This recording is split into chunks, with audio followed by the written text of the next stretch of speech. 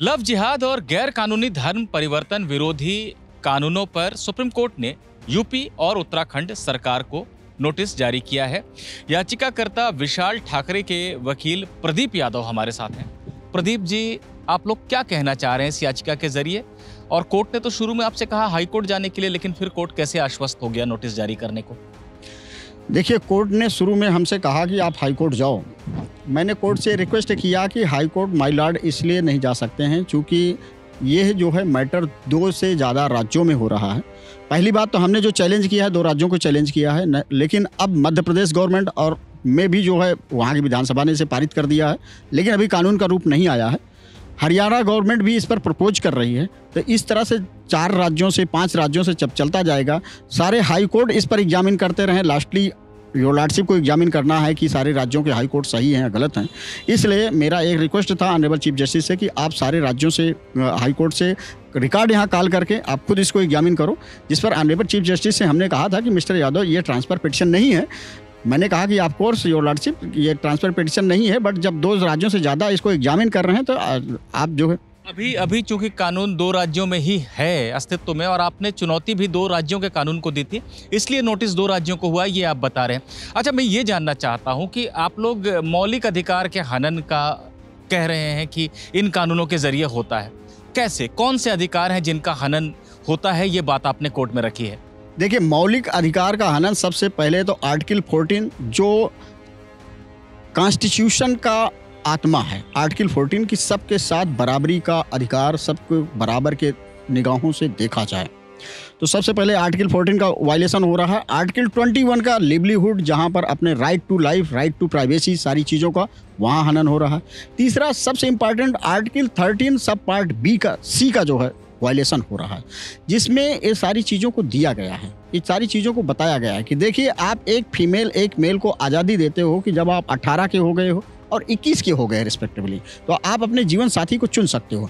जब आप अपने जीवन साथी को चुन सकते हो तो वहाँ पर आपने कहीं ये बाउंड तो नहीं किया है ना कि अपने जीवन साथी किस धर्म का लोगे, किस जाति का लोगे। यादव साहब, ये बात तो स्पष्ट है, देश का हर नागरिक जानता है और तमाम राज्य सरकारें भी जानती हैं कि जीवन साथी चुनने की जब आप बालिग हो जाते हैं तो संवैधानिक और कानूनी आज़ादी है।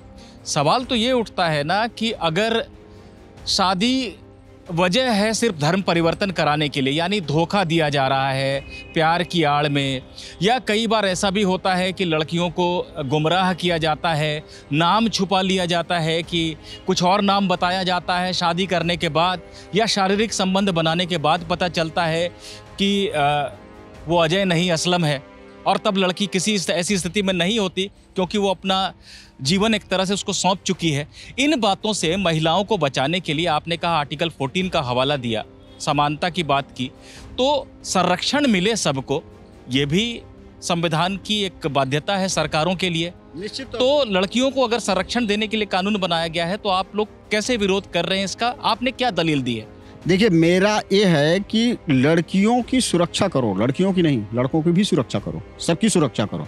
सुरक्षा पर मेरा कोई क्वेश्चन नहीं है।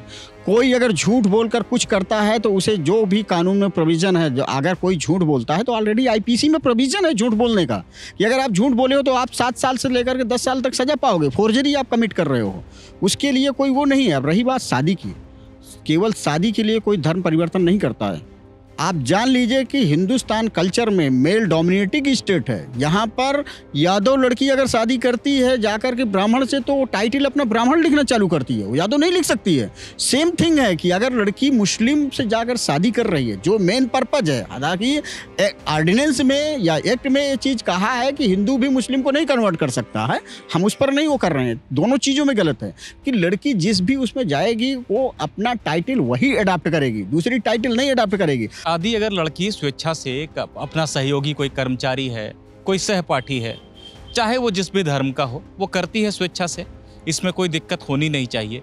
लेकिन अगर उस सहपाठी ने धोखा दिया है या उसने ये भी कहा है कि हम स्पेशल मैरिज एक्ट में करेंगे शादी, भले ही अपना असली धर्म बताया है लेकिन कहा है कि तुम अपने धर्म का पालन करते रहना, शादी के बाद उसको पता चलता है कि उसका परिवार दबाव दे रहा है कि नहीं तुम धर्म परिवर्तन नहीं करोगे तो हम स्वीकार नहीं करेंगे, उस समय उस पर दबाव आता है। ऐसी स्थिति में आखिर लड़की क्या करेगी? उसको अगर कानूनी संरक्षण मिल रहा है तो क्या दिक्कत है? क्योंकि ये सवाल जो आपको सुन रहे हैं आपके इंटरव्यू को, वैसे तमाम लोगों के मन में आएगा कि ये याचिका क्यों दाखिल हुई है। आप अपने याचिका का उद्देश्य लोगों को बताइए। देखिए, मैं लोगों से यही रिक्वेस्ट कर रहा हूँ कि मैं किसी भी गलत चीज़ को सपोर्ट नहीं करता। Being advocate, being citizen of India, being human being, हम किसी भी गलत चीज़ को सपोर्ट नहीं करते हैं। रही बात आप जो पूछना चाह रहे हैं वो कि लड़की को सुरक्षा दी जाए, मैं लड़की की सुरक्षा के पीछे नहीं हूँ। मेरे पास भी एक बेटी है। झूठ कहीं भी बोला जाता है। देखो, जहाँ तक रहा शादी को टूटने का, अरेंज मैरिज भी टूटती है, लव मैरिज भी टूटती है। इसको कहीं क्वेश्चन नहीं उठाया जा सकता है कि क्यों टूटती है। मेरा सिंपल सी बात है, शादी को आप फंडामेंटल राइट घोषित कर दो। शादी अभी तक फंडामेंटल राइट नहीं है। जीवन साथी आपको चुनने का राइट दिया गया है। अगर इस तरह की कोई भी चीज़ है, आपको लगता है कि ये गलत है, केंद्र सरकार कानून लाए। राज्य सरकारें ही क्यों कानून लाते हैं? कॉन्स्टिट्यूशन में आर्टिकल 368 में अमेंडमेंट का पावर पार्लियामेंट को है। पार्लियामेंट लाए उस चीज़ पर, और इसको ऑलरेडी सुप्रीम कोर्ट ने सेटल कर दिया है, हेल्ड कर दिया है। गोलकनाथ मामले में केशवानंद राज्य विशेष तो आईपीसी में संशोधन राज्य भी कर सकते हैं। कानून व्यवस्था वहाँ का मामला है। अगर किसी राज्य को ये जानकारी मिलती है कि हमारे राज्य में बड़े पैमाने पर एक षड्यंत्र के तहत ये चीज़ें हो रही हैं, क्योंकि राज्य सरकार यही दलील देगी आके कोर्ट में कि हमारे पास दर्जनों ऐसे मामले आए।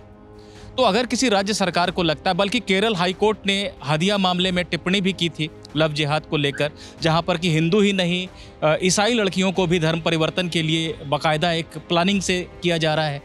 तो अगर ये दलीलें राज्य सरकार यहाँ पर देती है कि हमारे पास ये जानकारी आई थी इसलिए हमने अपने राज्य में संरक्षण दिया है, तो आप कैसे विरोध कर पाएंगे? नहीं, देखिए, कानून सुरक्षा व्यवस्था, शादी की व्यवस्था दोनों को है। केंद्र और राज्य दोनों को पावर दिया गया है। ठीक है, हमारा क्वेश्चन ये है कि ये केवल एक स्पेशल शासित राज्यों में ही ये हो रहा है क्या? क्वेश्चन ये है, दूसरे राज्यों में नहीं हो रहा है क्या? ठीक है, और अगर more than 2 state, 3 state, 4 state हो रहा है, जो स्पेशल पार्टी से शासित राज्यों ने इस कानून को लाना चालू कर दिया है, मुझे उस पार्टी से कोई गुनाह वो नहीं है, कोई शिकवा शिकायत नहीं है, वो सरकारें ले आई हैं। तो आप केंद्र में भी हो, आप पार्लियामेंट के थ्रू एक्ट कमेंट कर दो।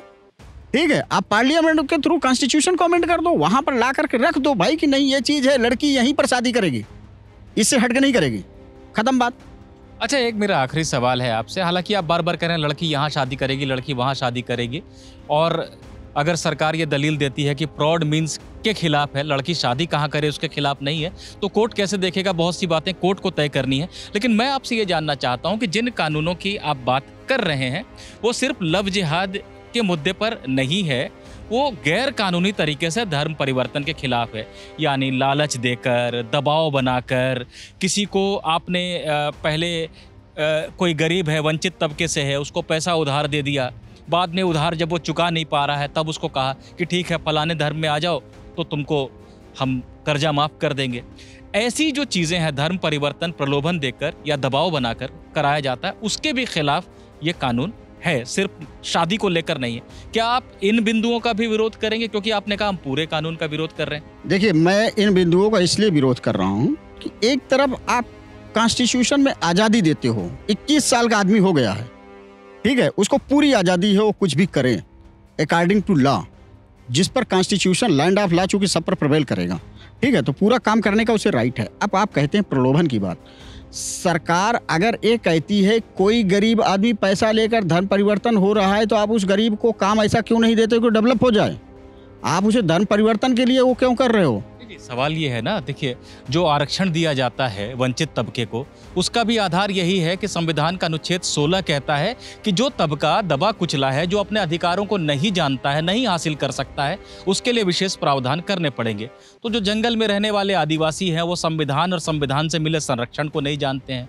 वहाँ कोई मिशनरी पहुँचती है और उनको दबाव बनाकर या उनको झांसे में लेकर अगर उनका धर्म परिवर्तन कराती है, तो ये तो संरक्षण देने के लिए हो रहा उस तबके को जो कि नहीं कर सकता, अपने अधिकारों को नहीं जानता है।